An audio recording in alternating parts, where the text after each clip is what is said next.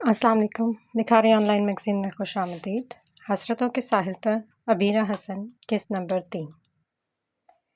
زشم کے جانے کے بعد مرجان بھی ساس کو شب بخیر کہتی ہوں اس سرشار سی انداز میں شاہانہ چال چلتی اپنے کمرے کی طرف بڑھ گئی تھی۔ اجلال خان بھی اب بچوں کو سونے کی تلقین کرتے ماں کو شب بخیر کہہ کے خاموشی سے اپنے کمرے کی طرف بڑھ گئے تھے، مگر اس وقت ان کا ذہن سوچوں کہ ہم آج کا بنا ہوا تھا۔ انہیں زشم سے اس فیصلے کی امید نہیں تھی، کیونکہ وہ اپنی بیوی اور ان کے میکے والوں کے اچھی طرح سے جانتے تھے۔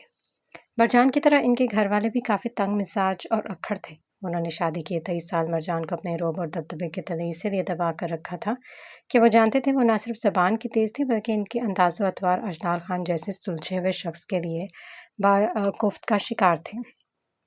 مگر اب گزرتے وقت کے ساتھ ان کی حویلی کے ساتھ ساتھ ان کی زندگی میں بھی بہت بدلاؤ آ چکا تھا، جن میں سر فہرست مرجان کی وہ اہمیت تھی جسے وہ تینوں بیٹوں کی پیدائش کے بعد ہی خاموشی سے قبول کر چکے تھے۔ تبھی زیان کی پیدائش تک مرجان بھی وہ دبی ڈری سہمی شادی کے اوائل دنوں والی مرجان نہیں رہی تھی جو اجلال خان کی ایک گھوڑی پر دبک کر بیٹھ جاتی تھی۔ وہ مرجان جو بازل خان کی بیوہ تھیں، اور اجلال خان نے شادی کے بعد انہیں اپنے لیے ایک بوجھ سے زیادہ کچھ نہیں سمجھا تھا۔ گزرتے وقت کے ساتھ وہ اجلال خان کے لیے ایک بوجھ سے ان کے 5 بیٹوں کی ماں بن چکی تھی۔ زشم کے سروا زوار، زردان اور زیان اگر اجلال خان کے بیٹے تھے تو زیغم کو بھی انہوں نے اپنی ہی اولاد مانا تھا۔ وہ کب کے اس فرق کو بھول چکے تھے کہ زیغم ان کا نہیں بلکہ ان کے بھائی کا بیٹا تھا۔ ننھا زیغم بھی زشم کی ہی طرح ان کی گود میں پل کر جوان ہوا تھا۔ وہ شکل و صورت میں بالکل اپنے باپ بازل جیسا ہی تھا۔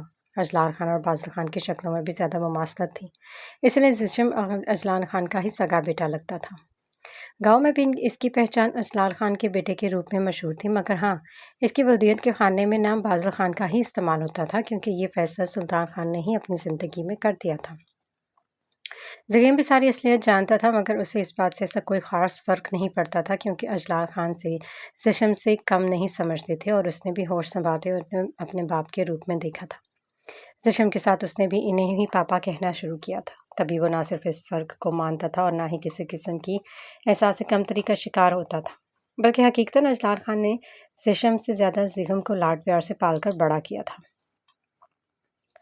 تبھی جہاں زشم نے آرکیٹیکٹ کی ڈگری لندن سے حاصل کی تھی، وہیں زیغم کی بھی مکمل سکولنگ لندن میں ہوئی تھی۔ زغم کے چھوٹے جڑواں بھائی زوار اور زردان اور چھوٹا زیان بھی اجلال خان سے اتنے حق سے اپنی باتیں نہیں منوا سکتے تھے جیسے زغم منوا لیتا تھا۔ اس کے اندر یہ صفت اپنے ماں والی تھی۔ مرجان بی بی نے بھی ڈر کر دب کر تبھی تک وقت گزارا جب تک زردان زوار پیدا نہیں ہوئے۔ ان دونوں کے بعد مرجان کی پوزیشن اجلال خان کی زندگی میں مضبوط ہوئی تھی، مگر زیان کے بعد تو وہ جیسے اجلال خان کی ذات پر چھاتی چلی گئی۔ ان کے مطابق یہ ان کا حق تھا کہ آخر وہ اجلال خان کے 5 بیٹوں کی ماں تھی، اور اب ان کے 5 بیٹے جوان ہو چکے تھے، اس لیے ان کی اہمیت مزید مستحکم ہو گئی تھی، جیسے اجلال خان نے گزرتے وقت کے ساتھ سر جھکا کر تسلیم کر لیا تھا۔ آج انہیں یونیورسٹی سے ہاسٹل واپسی پر خاصی دیر ہو گئی تھی، کیونکہ آج ہانیہ کی لاسٹ کلاس 3 بجے ختم ہوئی تھی۔ تبھی وہ اور روشینہ ہاسٹل خاصی تاخیر سے پہنچی تھی، مگر پھر ہاسٹل کے باہر پولیس اور اسٹوڈنٹس کا ہجوم دیکھ کر روشینہ اور ہانیہ ٹھٹک گئی تھی۔ پھر وہ دھیرے دھیرے بھیڑ کو ایک طرف کرتی اندر کی طرف بڑھ گئی۔ اندر بھی پورا ہاسٹل جیسے فرسٹ فلور اور نیچے گراؤنڈ میں جمع تھا۔ وہ دونوں ناسمجھی سے ایک دوسرے کو دیکھتی اوپر اپنے روم کی طرف بڑھ گئی تھی، مگر پھر باہر لابی میں ہی پیلی ڈونٹ کراس کی چوڑی پٹیوں سے بنے کراس کے پیچھے اسٹریچر پر پڑے وجود کو دیکھتی روشی کی زوردار چیخ فضا میں بلند ہوئی تھی، کیونکہ اسٹریچر پر پڑا وجود اس کے برابر والے کمرے کی وردہ دورانی کا تھا۔ اپنی اچھی عادت و اتوار کی وجہ سے وردہ کی روشی کے ساتھ گاڑی چھنتی تھی۔ یونی میں دونوں کی ڈپارٹمنٹ بھلے ہی الگ تھے، مگر وہ ہاسٹل میں زیادہ تر پاس ساتھ ہی پائی جاتی تھی۔ ہانیہ نے بھی وردہ کی لاش کو دیکھ لیا تھا، اور اس کی آنکھیں بھی حیرت سے پھٹی کی پھٹی رہ گئی تھی۔ اسے یقین نہیں آ رہا تھا کہ کل تک ہنستی مسکراتی خوبصورت سی وردہ یوں لاش کی صورت اسٹریچر پر کیوں پڑی تھی۔ اس نے بے اختیار اپنے پاس زور زور سے روتی روشنی کے کندھوں پر ہاتھ رکھ کر اسے تسلی دی تھی۔ تبھی روشی کی کلاس میٹ پلس روم پارٹنر شازیہ ان دونوں کے پاس چلی آئی۔ شازیہ آپی، یہ کیا ہو گیا؟ اور وردہ آپی کو اچانک؟ ہانیہ نے لرزتی آواز میں شازیہ سے پوچھا تھا۔ صبح اس نے فین سے لٹک کر سوسائڈ کر لیا تھا، شازیہ اسپارٹ انداز میں بولی۔ مگر کیوں آپی؟ ایسا بھی کیا ہو گیا تھا؟ کل تک تو میں نے انہیں اچھا بھلا بلکہ کافی خوش باش دیکھا تھا۔ ہانیہ نے تعجب سے شازیہ کا اسپارٹ چہرہ دیکھا تھا۔ ہاں خوش تھی، کیونکہ زیغم خان نے اس پر اپنی نگاہیں کرم کر دی تھی۔ بہت سمجھایا تھا کہ وہ کلی کلی منڈلانے والا آوارہ بھنورا ہے، اس کے دام الفت میں گرفتار مت ہو جانا، مگر نہ اس نے میری سنی، نہ اس ذہن سے دوری اختیار کی۔ اس فریبی شخص کا ہاتھ تھام کر یہ اتنی دور چلی گئی کہ واپسی کی راہ ہی بھول بیٹھی۔ وردہ نے اس کی ہر چائی شخص کو اپنی زندگی مان لیا، اور دیکھو اسی زندگی نے وردہ کی زندگی چھین لی۔ شازیہ نے تعصب سے اسٹریچر پر پڑی وردہ کی لاش کو دیکھا تھا۔ کیا یہ سب زیغم کی وجہ سے ہوا ہے؟ روشین نے شدید حیرت سے شازیہ سے پوچھا تھا، کیونکہ اس نے بھی ایک دو بار وردہ کو زیغم کے ساتھ یونیورسٹی میں دیکھا تھا، مگر اسے زیادہ کریدنے کی عادت نہیں تھی، تبھی اس نے دوستی ہونے کے باوجود وردہ سے اس کے بارے میں بات نہیں کی تھی۔ ہاں، اسی رئیس زادے نے وردے کی زندگی برباد کی۔ آج یونی کی کینٹین میں اس کے چمچے اس بات کا جشن منا رہے تھے کہ زیغم خان نے وردہ دورانی کو کل رات اپنے بستر کی زینت بنا لیا۔ اتفاق سے میں وہیں پر موجود تھی۔ شازیہ تلخی سے بولے تھے، اور روشینی کو زیغم کی اس گھناؤنی حرکت کا سنتے ہی حیرت کا شدید جھٹکا لگا تھا۔ وہ ان کے گاؤں کا تھا، جہاں اس کی شہرت ایک ضدی، گھمنڈی اور اڑیل شخص کے روپ میں مشہور تھی، لیکن روشنی کو اندازہ بھی نہیں تھا کہ زیغم ایک عیاش فطرت شخص بھی ہے، اور اس حد تک گرا ہوا کہ تعلیمی ادارے جیسے مقدس جگہ پر بھی وہ اپنی بدچلنی دکھانے سے باز نہیں آیا۔ اس نے بے قصور وردہ سے اس کی عصمت چھیننے کے ساتھ اس کی نسوانی وقار کی دھجیاں اڑا دی تھی، اس کی ذات کا غرور مٹی میں ملا دیا تھا، اور اتنا سب کر کے بھی اس کا دل نہیں بھرا تھا، بلکہ اس نے بغیرتی کا کھلا ثبوت دیتے ہوئے اپنے دوستوں کو بھی وردہ کی آبرو ریزی کی خبر دے ڈالی تھی۔ یعنی جیسا وہ خود تھا ویسے ہی اس کے اوپاش عیاش دوست تھے، جو کسی کی غریب کی بربادی کا کھلے عام جشن منا رہے تھے، شاید اس لیے کہ یہ ان میں سے کسی کی بہن کے ساتھ نہیں ہوا تھا، مگر وہ سب لوگ اور زہیم جیسے درندہ صفت شخص کو اب تک یہ نہیں پتا تھا کہ اس کی حرکت نے کسی معصوم کی جان لے لی تھی۔ روشی کے دل میں اس وقت زیغم خان کے لیے شدید نفرت کی لہر اٹھی تھی۔ وہ ان کے گاؤں کے سردار زشم خان کا چھوٹا بھائی تھا، مگر عادات و اطوار میں زیغم کے بالکل الٹ تھا۔ روشی نے ابھی وردہ کے نیلے پڑتے چہرے کو دیکھ کر روتی جا رہی تھی۔ اسی وقت پولیس آفیسر کے ساتھ ہاسپٹل کے وارڈ بوائز آ کر اسٹریچر وہاں سے اٹھا کر لے گئے تھے۔ پولیس والے لابی اور زینے پر کھڑی چامگوئیاں کرتی لڑکیوں کو ایک طرف کرتے لاش کے ساتھ ہی فرسٹ فلور سے نیچے چلے گئے۔ ہانیہ بھی روشی کو لے کر اپنے کمرے میں چلی گئی، اور اس کا کمرہ لابی کے سامنے والی سائڈ یعنی الٹی طرف تھا۔ ہانیہ نے کمرے میں آتے ہی روشی کو بیڈ پر بٹھا کر پانی پلایا۔ روشی آپ پلیز چپ ہو جائیں، اس طرح روئی مت، ہانیہ نے ہچکیوں سے روتی روشینے سے کہا تھا۔ ہانی، مجھے یقین نہیں آ رہا کہ وہ اچھی بھلی شوخ شرارتی سی وردہ اب اس دنیا میں نہیں رہی، روشی نے روتے روتے شدید کرب سے بولی۔ اس کے لیے یوں اچانک وردہ کی موت کو قبول کرنا بہت مشکل ثابت ہو رہا تھا۔ ہاں آپی، میں سمجھ سکتی ہوں، مگر وہ کون لڑکا تھا جس کے بارے میں شازیہ آپی بتا رہی تھی؟ کیا آپ اسے جانتی ہیں؟ ہانیہ نے سوالیہ نظروں سے بہن کو دیکھا۔ ہمارے ہی گاؤں کی بڑی حویلی کے سربراہ اجلال خان کا بیٹا، اور سردار زشم اجلال خان کا چھوٹا بھائی ہے۔ جتنے شریف باپ اور بھائی ہیں، یہ ان کا بالکل الٹ روپ ہے۔ پہلے اجلال خان اور ان کے باپ دادا نے گاؤں والوں کے لیے بہت کچھ کیا ہے، اب ان کا بیٹا زشم گاؤں کی ترقی کے لیے مزید کارآمد، نہایت شریف اور نیک فطرت کا شخص ہے، مگر اس کا یہ چھوٹا بھائی اتنا ہی ذلیل اور کمینہ ہے۔ روشی نے اپنے آنسو صاف کرتے ہوئے ہانیہ کو بتایا تھا، جبکہ ہانیہ محض اس بات میں سر ہلا کر رہ گئی تھی۔ وہ روشی خاموشی سے ہانیہ کے بیڈ پر آنکھوں پر ہاتھ رکھتے ہوئے لیٹ گئی تھی۔ ہانیہ نے بھی جان بوجھ کر اسے ڈسٹرب نہیں کیا تھا۔ شام تک پولیس والے بھی ہاسٹل سے چلے گئے تھے، لڑکیاں بھی اپنے اپنے کمروں میں جا چکی تھیں۔ سبھی کی زبان پر وردہ کی اس ناگہانی موت کے چرچے تھے۔ روشی نے بھی شام کو خاموشی سے اپنے کمرے میں چلی آئی تھی، مگر اسے کسی طور قرار نہیں مل رہا تھا۔ اس نے اس حادثے کا بہت گہرا اثر لیا تھا۔ رات تک شازیہ بھی اسے سمجھاتے سمجھاتے سو گئی، مگر اس کے سونے کے بعد بھی وہ جلے پیر کی بلی کی طرح پورے کمرے میں چکراتی پھر رہی تھی، اور اسی وقت جیسے اسے کچھ یاد آیا تھا، اس نے فوراً سامنے ٹیبل پر رکھے اپنے بیگ پر پرسوچ نظروں سے دیکھا، پھر اس نے ٹرانس کی سی کیفیت میں اپنے بیگ سے اپنا اسمارٹ فون نکالا تھا۔ ہاں یہی ٹھیک رہے گا، اس کے بھائی کو میں اس کی کرتوت بتا کر رہوں گی۔ اس نے زیر لب بڑبڑاتے ہوئے فون کے سیوڈ کانٹیکٹ میں سے ایک نمبر نکالا تھا جو اس کے پاس منصف کے نام سے سیو تھا۔ آج پہلی بار اس کی انگلیاں اس منموہنے سے شخص کا نمبر ملا رہی تھی۔ یہ نمبر کچھ دن پہلے ہی اس نے تیمور لالا کے سیل سے چپکے سے چرایا تھا۔ رشینی گھر آ چکی تھی، مگر اس کا چہرہ ابھی پٹیوں سے جکڑا ہوا تھا، جنہیں ابھی ایک ہفتے کے بعد کھلنا تھا۔ جتنے دیر وہ ہاسپٹل میں رہی تھی، ہانیہ ہی اس کے پاس رہی تھی۔ اماں بلڈ پریشر اور شوگر کے مریضہ تھی۔ ان کی اپنی صحت اس قابل نہیں تھی کہ اس نازک وقت میں وہ بیٹی کے پاس رک سکتی، اس لیے ہانیہ نے انہیں یہاں رکنے نہیں دیا تھا۔ حالانکہ تیمور نے ہانیہ کو منع بھی کیا تھا کہ یوں اکیلے ہاسپٹل میں رہنے کی ضرورت نہیں، وہ بھابھی کو یہاں بھیج دے گا، مگر وہ کسی طور مان کر نہ دی تھی۔ تبھی تیمور نے بھی خاموشی اختیار کر لی تھی۔ وہ ویسے بھی بہت کم بولتا تھا مگر ان دنوں تو بالکل ہی خاموش ہو کر رہ گیا تھا۔ بھابھی اپنے میکے سے واپس آ گئی تھی اور انہیں روشی کے ساتھ ہوئے حادثے کی خبر بھی لگ گئی تھی۔ حسب توقع انہوں نے رو رو کر گھر سر پر اٹھا لیا تھا مگر جو ہونا تھا وہ ہو چکا تھا۔ اب ان کا واویلا کرنے سے سب ٹھیک نہیں ہو سکتا تھا۔ وہ ایک ہی بار روشی کو دیکھنے ہسپتال آئی تھی مگر روشینے کی حالت دیکھ کر وہ وارڈ کے باہر آتے ہی اتنا روئی تھی کہ ان کی خود کی طبیعت بگڑ گئی، اس لیے تیفور لالا اور اماں نے انہیں دوبارہ ہسپتال نہیں آنے دیا تھا۔ اماں اور تیفور لالا بھی بہن کی طرف سے ملول و افسردہ تھے مگر صرف تیمور تھا جو بالکل شانت تھا۔ نہ وہ خود زشم کے پاس اب تک بات کرنے گیا تھا اور نہ ہی اس نے تیفور لالا کو زشم یا اشلال خان کے پاس جانے دیا تھا۔ لالا کو اس نے پہلے دن ہی قسم دے دی تھی کہ یہ زشم یا اشلال خان کو نہ اس حادثے کی خبر دیں گے اور نہ ان سے زخم کے متعلق کوئی بات کریں گے۔ تبھی وہ بے بس ہو کر رہ گئے تھے، بلکہ اس نے روشینے پر بھی دباؤ ڈال کر اس کے پولیس کو دیے بیان میں ترمیم کروانے کے بعد پولیس کیس واپس لے لیا تھا۔ روشینے کو اس نے یہ کہہ کر قائل کر لیا تھا کہ وہ بنا ثبوتوں کے زشم پر یوں الزام نہیں لگا سکتے تھے، کیونکہ زخم جیسا شخص اگر اس معاملے میں ملبوس تھا تو اس نے کوئی بھی کچا کام نہیں کیا ہوگا۔ اول تو اس نے کوئی ثبوت چھوڑا ہی نہیں ہوگا، اور اگر چھوڑا ہوگا تب بھی اس رئیس زادے کے لیے پیسے کے ذریعے پولیس کا منہ بند کر کے اپنی جان چھڑانا چھٹکیوں کا کھیل تھا۔ تیمور خود زخم کے خلاف ثبوت ڈھونڈنا چاہتا تھا، اس لیے بہن سے وعدہ کیا تھا کہ اگر زخم اس معاملے میں قصوروار نکلا تو تمام ثبوت اکٹھے کر کے زشم کے سامنے پیش کرے گا اور زخم کے بھائی کے ہاتھوں سے عبرتناک سزا دلوائے گا۔ زخم چاہے جیسا بھی تھا مگر روشینے کو زشم پر پورا بھروسہ تھا۔ اسے پتا تھا کہ زشم جیسا انصاف پسند شخص بھی روشینے کے ساتھ ناانصافی نہیں کرے گا۔ اس کی انصاف کی روشینے دل سے قائل تھی، تبھی اس نے اپنا بیان بدل دیا تھا۔ اس نے پولیس کو بعد میں بتایا کہ وہ خان فیملی کے ساتھ اپنی خاندانی دشمنی نکالنے کے لیے زخم کا نام لے رہی تھی، حالانکہ پہلے بھی پولیس اتنے بڑے لوگوں پر یوں آسانی سے ہاتھ نہیں ڈال سکتی تھی، کیونکہ زشم اشلال خان صرف گاؤں میں ہی نہیں شہر میں بھی خاصی شہرت رکھتا تھا۔ وہ بزنس ورلڈ کا ایک جانا مانا نام تھا۔ وہ خود آرکیٹیکٹ تھا اور شہر میں اس کا اچھا خاصا جمع بزنس تھا جس میں ریئل اسٹیٹ کا کام بھی شامل تھا۔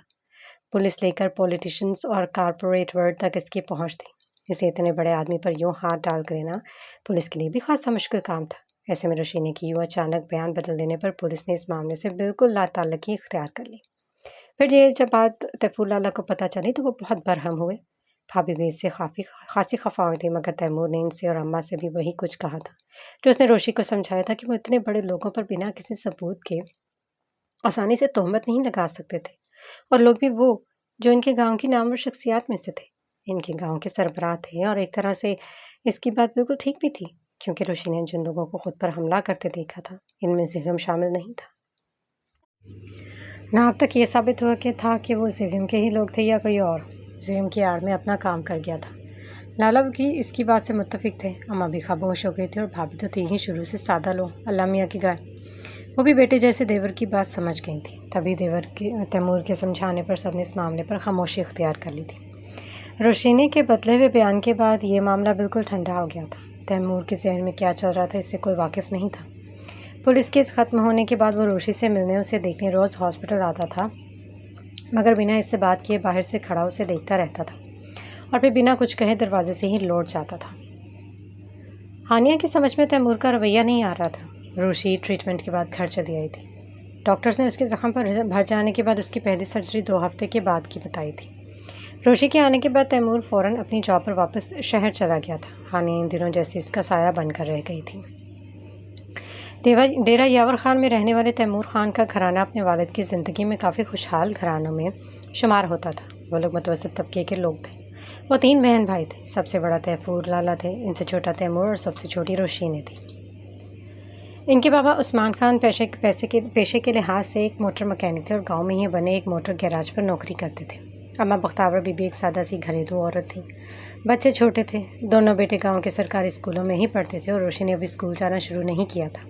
اچھی گزر بسر ہو رہی تھی، ان کی چھوٹی سی فیملی ہر طرح سے خوش اور مطمئن زندگی گزار رہی تھی، مگر پھر اچانک ان کے ہنستے بھستے گھر کو پتہ نہیں کس کی نظر لگ گئی تھی کہ ایک دن اچھے بھرے عثمان خان کو معمولی سا بخار ہوا۔ رات کو وہ ٹھیک ٹھاک سوئے مگر اگلے دن اٹھ ہی نہیں سکے۔ رات کے نہ جانے کون سے پہر ان کی سانسوں کی دوڑ ٹوٹ گئی تھی۔ اس وقت تیفور خان 13 سال کے، تیمور 8 اور روشینے 3 سال کی تھی۔ بابا کے بعد گھر کے حالات نے ایسا پلٹا کھایا کہ عثمان خان کے گھر کی خوشحالی بدحالی میں بدلنے لگی۔ گو بڑی حویلی والوں نے ایسے وقت میں ان کی کافی مدد کی تھی۔ گل رخ خانم راشن کے ساتھ ضرورت کی دوسری چیزیں بھی وقتاً فوقتاً ان کے گھر بھجواتی رہتی تھی، مگر گھر کی دوسری ضرورتیں بھی ہر وقت منہ پھاڑے کھڑی رہتی تھیں، جو پیسے سے ہی پوری ہو سکتی تھی۔ تیفور اپنے بہن بھائیوں میں سب سے بڑے تھے اور وہی باپ کے بعد اپنے گھر کے واحد کفیل تھے، کیونکہ تیمور ابھی بہت چھوٹا تھا اور اسکول میں پڑھ رہا تھا۔ تیفور خان نہ تو تیمور کی پڑھائی چھڑا سکتے تھے اور نہ ہی کہیں پر کام پہ لگا سکتے تھے۔ تبھی اپنے گھر کو چلانے کی ذمہ داری ان کے کندھوں پر آ پڑی تھی۔ سلطان خان نے بھی ایسے وقت میں ان کے خاندان کی کافی مالی مدد کی تھی، مگر تیفور خان کو یہ سب پسند نہیں تھا۔ وہ غیرت مند اور خوددار شخص تھے، اس لیے اپنے گھر کے بگڑتے حالات کو دیکھ کر انہوں نے پڑھائی چھوڑ کر گھر کو چلانے کی ذمہ داری اپنے ننھوں کندھوں پر اٹھا لی۔ ساتھ ہی انہوں نے سلطان خان سے مزید مالی مدد لینی بند کر دی تھی۔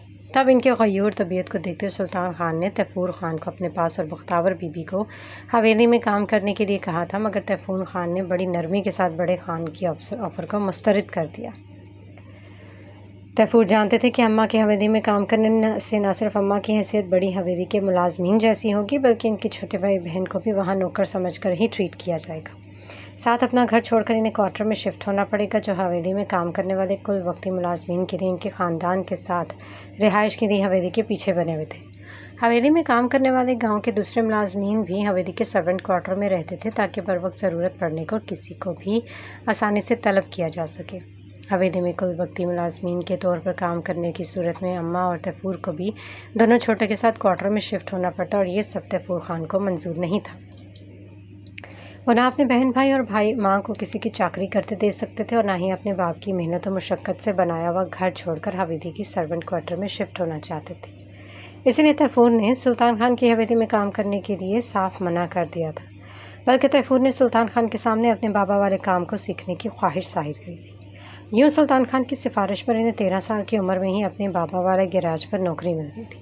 3 سال گیراج میں کڑی محنت سے کام کرنے کے بعد تیفور اپنے کام کے تو ماہر ہو چکے تھے، مگر تنخواہ کے نام پر جو رقم انہیں ملتی تھی وہ اتنی کم ہوتی تھی کہ اس سے بمشکل گھر کا گزر بسر ہوتا تھا۔ پھر شاید قدرت کو ان پر تھوڑا سا رحم آ گیا جب سالوں سے سعودیہ میں مقیم اماں کے بڑے بھائی اچانک پاکستان چلے آئے تھے۔ بہنوئی کے انتقال پر بھی وہ بہن سے ملنے نہیں آ سکے تھے، اسی لیے جب وہ بھانجا بھانجی اور بہن سے ملنے گاؤں پہنچے تو انہیں بہن کے گھر کے معاشی بدحالی دیکھ کر سخت افسوس ہوا۔ چھوٹی بہن کو اپنے بن ماں باپ کے یتیم بچوں کے ساتھ قسم پرسی کی حالت میں زندگی گزارتے دیکھ انہوں نے ان کے خاندان کی مدد کے لیے ایک اچھی خاصی موٹی رقم اپنے بھانجے تیفور کو اپنے کام میں لگانے کے لیے دی تھی۔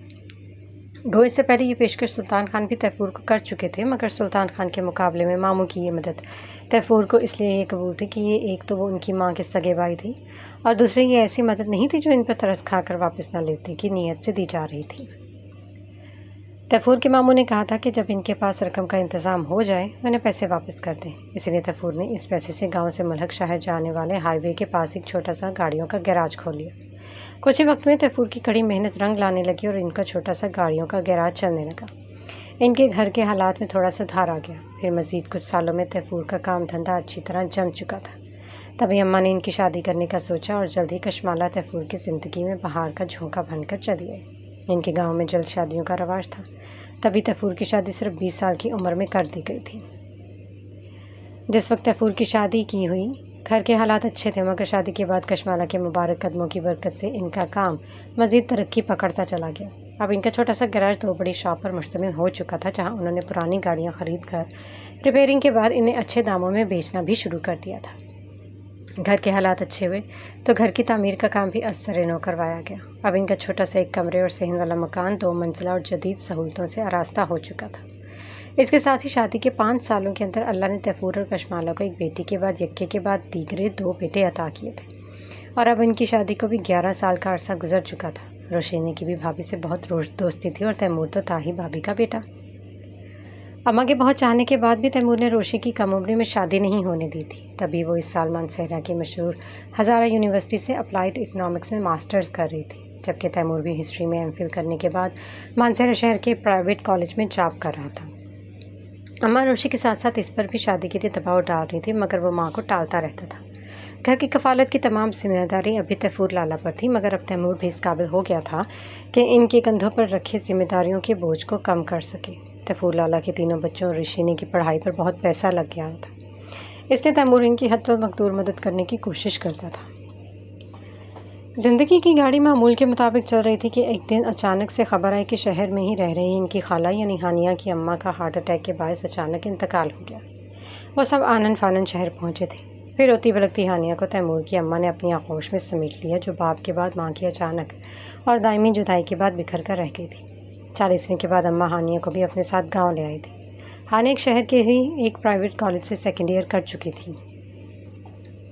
اس کا گریجویشن ابھی مکمل نہیں ہوا تھا، اسے آگے کسی یونیورسٹی میں ایڈمیشن لینا تھا، مگر ماں کی اس اچانک موت سے اس کی پڑھائی بھی ڈسٹرب ہو گئی تھی اور وہ سب کچھ چھوڑ چھاڑ کر یہاں گاؤں میں آ بیٹھی تھی۔ پھر ایک دن شہر سے واپسی پر تیمور نے جب ہانیہ سے اس کی پڑھائی کے متعلق پوچھا تو اس نے بڑا آسانی سے کہہ دیا کہ اس نے آگے نہیں پڑھنا، مگر اس بات پر تیمور نے اس کی اچھی خاصی کلاس لے ڈالی تھی۔ پھر زبردستی اس نے روشی کے ساتھ ہی ہانیہ کا ایڈمیشن ہزارہ یونیورسٹی میں کروا دیا، ساتھ ہی اس کی رہائش کا انتظام بھی روشی والے ہاسٹل میں ہی کیا گیا تھا۔ اب ہانیہ کی پڑھائی کی ذمہ داری بھی ان دونوں بھائیوں پر ہی آ پڑی تھی۔ ان سب کی زندگی میں کچھ عرصے پہلے تو آسانیاں آنا شروع ہوئی تھیں، مگر روشینی کے ساتھ ہونے والے اس اچانک کے حادثے نے ان کے خاندان کو ہلا کر رکھ دیا تھا۔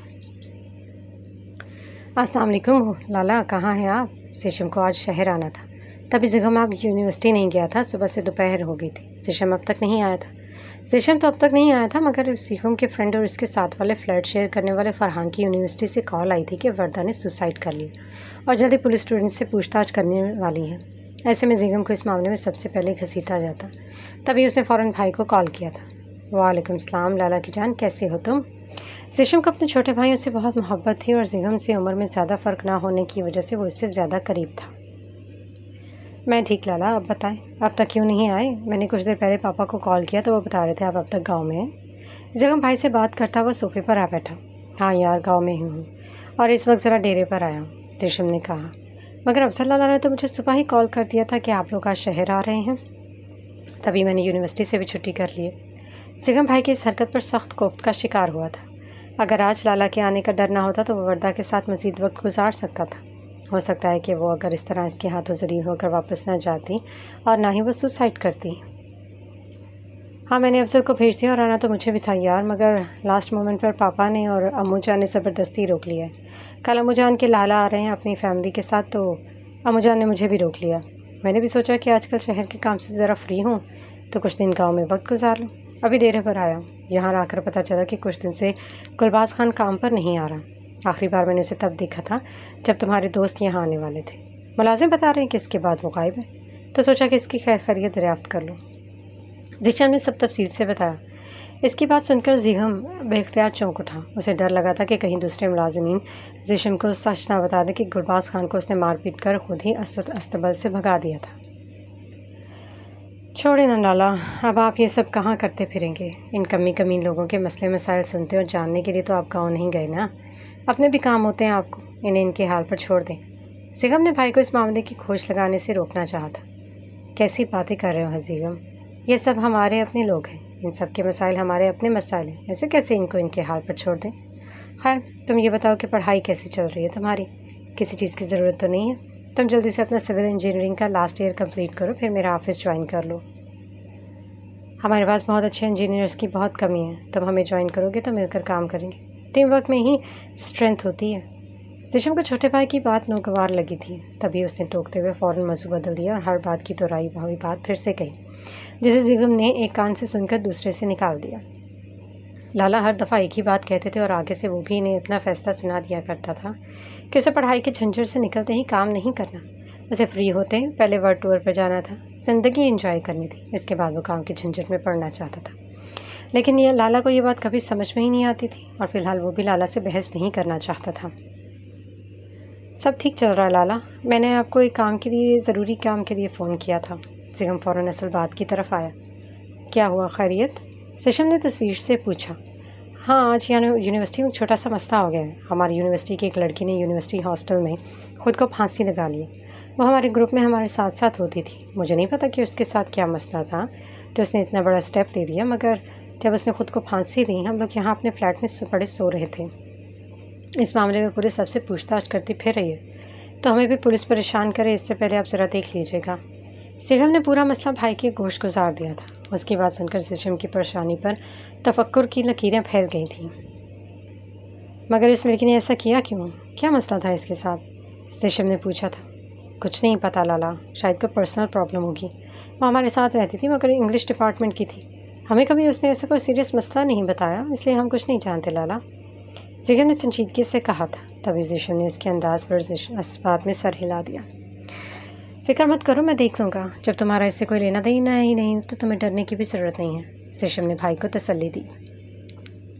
تھینکس لالا، اب جلدی جلدی واپس آنے کی کریں۔ میں بھی جبران گھر کے کام کرنے والے لڑکی کے ہاتھوں کا بد ذائقہ کھانا کھا کر بور ہو چکا ہوں۔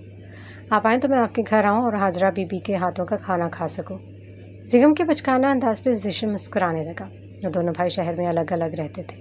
زیشم کا بنگلہ شہر کے دوسرے حصے میں تھا اور زیگم کی یونیورسٹی سے بہت دور پڑتا تھا، اس لیے زیگم یونیورسٹی کے پاس واقع اس پوش علاقے میں بنے زیشم کے لگژری فلیٹ میں اپنے دو دوستوں فرحان اور وقاص کے ساتھ رہتا تھا۔ تو میرا انتظار کیوں کر رہے ہو؟ گھر جاؤ اور حاجرہ بی بی سے اپنی پسند کا کھانا بنوا کر کھا لو، زیشم نے مسکراتے ہوئے کہا تھا۔ نہیں لالا، آپ ایک بار آ جائیں پھر آپ کے ساتھ ہی کھاؤں گا۔ چلیں آپ اپنا خیال رکھیں، بعد میں بات ہوگی، اللہ حافظ، زیگم نے کہتے ہوئے کال کاٹ دی۔ اس کا کام ہو چکا تھا، اب اسے پتہ تھا کہ اس کا بڑا بھائی سارے معاملے کو اچھی طرح سنبھال لے گا۔ زیگم خان اس کھیل کا پرانا کھلاڑی تھا، اسے پتہ تھا کہ کب کہاں کیسے کس کو استعمال کرنا ہے، تبھی وہ اب تک بنا پھنسے ہوئے نہ جانے کتنی ہی لڑکیوں کا شکار کر چکا تھا۔ یونیورسٹی کے علاوہ بھی اس کے نیٹ فرینڈز اور اس کے ساتھ ملنے ملانے کا کھیل بھی کامیابی سے چل رہا تھا۔ لندن اسکول کی فرینڈز کے ساتھ مختلف سوشل ایپس پر فلرٹنگ بھی چل رہی تھی۔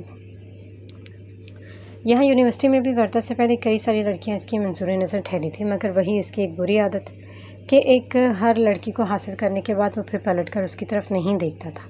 کچھ ایک لڑکیوں نے کئی بار تھوڑا بہت ناٹک کر کے اس سے کنارہ کر لیا، اپنا مطلب پورا ہوتے ہی وہ ہر لڑکی سے یوں ہی نظریں بدل لیا کرتا تھا۔ تبھی اس پر کسی کی ایموشنل بلیک میلنگ چلتی تھی اور نہ ہی اس کی جارحانہ انداز کو دیکھ کر لڑکیاں زیادہ واویلا کرتی تھیں۔ وردہ کے ساتھ بھی اس نے اسی طرح کا تعلق استوار رکھا تھا، مگر وہ یونیورسٹی کی لڑکیوں کے ساتھ بس ایک یہ اختیار رکھتا تھا کہ ان سے وہ یونیورسٹی میں ہی ملتا تھا۔ وردہ سے ملاقاتیں بھی بس یونیورسٹی کی حد تک ہی رکھتا تھا، ان دونوں کا آپس میں موبائل فون پر رابطہ بھی نہیں تھا۔ زیگم نے بس ایک ہی بار ہی وردہ کو کال کی تھی، وہ بھی اس نمبر سے جسے وہ نہایت ایمرجنسی کے طور پر کسی بھی لڑکی سے بات کرنے کے لیے استعمال کرتا تھا۔ وہ نمبر زیگم کی ایک فرینڈ فراز کی آئی ڈی پر رجسٹرڈ تھا، جو پہلے اس کے ساتھ ہی مفت میں فرحان اور وقاص کی طرح اس کے فلیٹ میں رہتا تھا، مگر پھر اس کے تایا نے اپنے پاس نوکری کے لیے مسقط بلوا لیا تھا۔ نمبر پر موجود ایڈریس کراچی کا تھا اور کراچی میں بھی اس کا گھر کا رینٹ تھا۔ فراز کی فیملی میں اس کے تایا کے سوا اور کوئی نہیں تھا اور اب بھی وہ اپنی فیملی کے ساتھ مسقط شفٹ ہو گئے تھے۔ زیگم کو جب کبھی کسی لڑکی کے ساتھ بات کرنے کی ضرورت پڑتی وہ اسی نمبر کو استعمال کرتا تھا۔ اس بار وردہ کی موت کے ساتھ مسئلہ بڑا تھا، تبھی اس نے سم توڑ کر پھینک دی تھی، کیونکہ اس سے پہلے کبھی معاملات اتنے زیادہ بڑے بھی نہیں تھے کہ اس کے نمبر کو ٹریس کروانے کی نوبت آتی۔ لیکن پولیس اگر وردہ کے کانٹیکٹ کی چھان بین کرتی ہوئی تو ان کے ہاتھ کم سے کم زیگم تک نہیں پہنچ سکتے تھے، لیکن پھر بھی احتیاط بہت ضروری تھی۔ حالانکہ ڈر تو اسے کوئی خاص نہیں تھا، کیونکہ اس کا بھائی اس کے ساتھ تھا۔ زیگم کو یقین تھا کہ اگر بات اس تک آئی بھی تو اس کا بھائی پوری معاملے سے اسے مکھن سے بال کی طرح الگ کر لے گا۔ زیشم ڈیرے سے رات کو لوٹا تھا۔ گلباز خان کو بھی اس نے ڈیرے پر ہی بلوا لیا تھا۔ بہت پوچھنے پر بھی اس نے اتنے عرصے کی غیر حاضری کو کوئی خاص وجہ نہیں بتائی تھی۔ گلباز خان نے زیشم کو بتایا کہ وہ کافی دن سے بیمار تھا، اسی لیے کام پر نہیں آ رہا تھا، مگر اس کی آنکھوں میں چھپا خوف اور ہی کوئی کہانی سنا رہا تھا۔ زیشم نے لاکھ کوریدنا چاہا، مگر اس نے کچھ بھی نہیں بتایا۔ تبھی زیشم نے اس پر زیادہ زور نہیں دیا اور گلباز کو دوبارہ نوکری پر واپس بلا لیا۔ پھر استبر چلا گیا، جہاں گھوڑ سواری کے بعد اس نے اپنی شوٹنگ ایریا میں کافی دیر شوٹنگ پریکٹس کی تھی۔ اس کا شوٹنگ ایریا استبر سے ہی ملحق بڑے سے گراؤنڈ پر مشتمل تھا۔ آج اس نے کافی وقت بعد اپنے ساتھ وقت گزارا تھا، اس لیے گھر واپسی پر اسے کافی دیر ہو گئی تھی۔ گھر آتے ہی وہ اپنے کمرے میں پہنچا تھا کہ اسے امو جان پاپا کا بلاوا آ گیا تھا۔ وہ سب کھانے کے لیے نیچے اس کا انتظار کر رہے تھے۔ وہ اس بات میں سر ہلاتا ملازم کو بھیج کر خود فریش ہونے چلا گیا۔ پھر نہانے کے بعد فریش ہو کر آرام دہ شلوار قمیض میں وہ واپس آیا تو اس کا فون زور و شور سے بج رہا تھا۔ زیشم نے چونک کر فون کی اسکرین کو دیکھا، جس پر کوئی انجان نمبر بلنک کر رہا تھا۔ ہلو، زیشم نے بیٹھ کے سائڈ ٹیبل پر رکھا فون اٹھا کے کال پک کی تھی اور اس کی بھاری اور خوبصورت آواز سن کر دوسری طرف موجود وجود کا دل سینے کی دیواروں میں پھڑ پھڑا کر رہ گیا تھا۔ زیشم خان، دوسری طرف سے جیسے کنفرم کیا گیا تھا۔ جی بول رہا ہوں، آپ کون؟ زیشم نے الجھ کر پوچھا تھا۔ میں جو بھی ہوں آپ کی خیر خواہ ہوں اور آپ کو الرٹ کرنا چاہتی ہوں کہ اپنے بھائی کے بڑھتے قدموں کو روک لیں، جو کہ بربادی کی راہوں پر چل پڑے۔ کل تک ایک بہت اہم مسئلہ آپ کے سامنے آنے والا ہے۔ آج یونیورسٹی کے ہاسٹل میں وردہ تورانی نام کی ایک لڑکی نے پنکھے سے لٹک کر خود کو پھانسی لگا لی۔ پچھلے 1 مہینے سے زیغم خان ہر جگہ اس کے ساتھ ساتھ پایا جا رہا تھا اور کل پوری رات وہ لڑکی زیغم کے فلیٹ میں موجود رہی۔ پھر صبح ہاسٹل واپس آتے ہی اس نے اپنے ہاسٹل کے روم میں خود کو پھانسی لگا لی۔ اب پوری کہانی آپ سمجھ ہی گئے ہوں گے۔ میں نے ویسے بھی آپ کی سمجھداری کے کافی چرچے سنے ہیں۔ وہ جو کوئی بھی تھی، اس کی آواز نہایت خوبصورت اور مترنم تھی، مگر اس نے جو بات زیشم کو بتائی اس نے زیشم کو مشتعل کر دیا۔ کیا بکواس کر رہی ہو تم؟ زبان کھینچ لوں گا تمہاری اگر میرے بھائی کے بارے میں مزید بکواس کی تو۔ اس کا کسی بھی لڑکی یا اس کی مجھ سے کوئی لینا دینا نہیں ہے، یہ سب جھوٹ ہے۔ کس کے کہنے پر کہہ رہی ہو یہ سب؟ کس کے کہنے پر الزام لگا رہی ہو میرے بھائی پر؟ زیشم کی دھاڑتی آواز پر دوسری طرف خاموشی چھا گئی تھی۔ اس کا بیڈ روم ساؤنڈ پروف تھا، تبھی اس کی تیز آواز اندر روم میں ہی گونج کر رہ گئی، باہر تک نہیں گئی تھی۔ میں آپ کو بہت سمجھدار انسان سمجھتی ہوں، تبھی آپ سے رابطہ کیا۔ مجھے آپ سے یہ امید نہیں تھی کہ بنا سچائی جانے آپ یوں چیخنا چلانا شروع کر دیں گے۔ جس طرح آپ نے اب تک اپنی فہم و فراست کا مظاہرہ کر کے اپنے سے جڑے لوگوں کے مسائل سلجھائے ہیں، اسی طرح اس معاملے میں بھی سمجھداری کا مظاہرہ کریں۔ میں یہ بھی جانتی ہوں کہ آپ اپنے بھائی کا نام سن کر غصے میں آ چکے ہیں، مگر ایک بار ٹھنڈے دل و دماغ سے سوچیں۔ باقی کل اس سارے معاملے میں پولیس آپ سے خود رابطہ کرے گی۔ ہو سکتا ہے کل تک آپ کے بھائی کو پولیس یونیورسٹی سے ہی اریسٹ کر کے دے جائے۔ اس لڑکی کے پوسٹ مارٹم رپورٹ آتے ہی مشکوک افراد سب سے پہلے لپیٹ میں آئیں گے، اور زیشم 1 مہینے سے جس طرح اس لڑکی کے کانٹیکٹ میں تھا، اس کا بچ کر نکلنا ناممکن ہے۔ پوری یونیورسٹی یہ بات جانتی ہے سوائے آپ کے، مگر میں آپ کو آپ کے بھائی کی سچائی بتا رہی ہوں۔ آپ اس پر اندھا اعتماد کیے بیٹھے ہیں، مگر آپ کا بھائی ایک بہت بڑا دھوکے باز شخص ہے۔ وہ بڑی آسانی سے آپ کی آنکھوں میں دھول جھونک رہا ہے۔ کبھی فرصت ملے تو ایک بار اپنے بھائی کے روز و شب پر اچھی طرح نظر ڈالیں۔ آپ تو گاؤں میں رہ کر سمجھ رہے ہیں کہ یہاں آپ کا بھائی پڑھائی میں مصروف ہے، مگر وہ یہاں کون کون سے گل کھلا رہا ہے یہ بھی بہت جلد آپ پر کھل جائے گا۔ آپ جب بھی گاؤں سے شہر آئیں اس معاملے کو جاننے کی کوشش ضرور کیجیے گا۔ زیشم اس لڑکی کی باتوں اور انداز پر چونک گیا تھا۔ کوئی اجنبی لڑکی اس کے بھائی پر نہ صرف الزام تراشیاں کر رہی تھی بلکہ زیشم کے بارے میں بھی بہت کچھ جانتی تھی۔ ساتھ اسے یہ بھی پتا تھا کہ وہ اس وقت گاؤں میں ہی تھا۔ تم کون ہو اور میرے بارے میں اتنا کچھ کیسے جانتی ہو؟ اس بار وہ جب بولا تو اس کی آواز اور لہجہ پہلے کے مقابلہ تھوڑا بہتر تھا۔ آپ ہی کے گاؤں سے ہوں، لڑکی نے جیسے اسے ہنٹ دیا تھا۔ میرے گاؤں سے؟ زیشم نے سوالیہ انداز میں پوچھا۔ میں غفور خان اور تیمور خان کی چھوٹی بہن روشین خان ہوں، شاید اب آپ مجھے پہچان گئے ہوں گے۔ روشین نے کہتے ہوئے کال ڈسکنیکٹ کر دی تھی۔ اس لڑکی کا تعارف سن کر زیشم حقیقتاً شاکڈ رہ گیا تھا۔